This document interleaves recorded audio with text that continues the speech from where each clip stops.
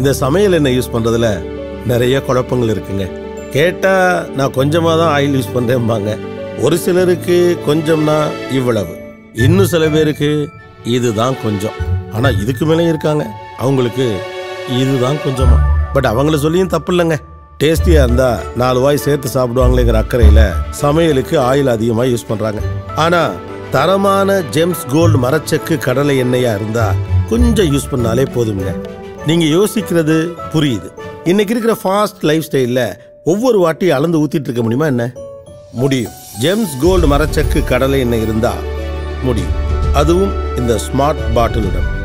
இந்த பாட்டிலை இப்படி லேசா அழுத்தும் போது மேல இருக்கிற மெஷரிங் கப்ல கலெக்ட் ஆகிற ஆயிலே போதுமுங்க உங்க ஒருவேளை சமையலுக்கு.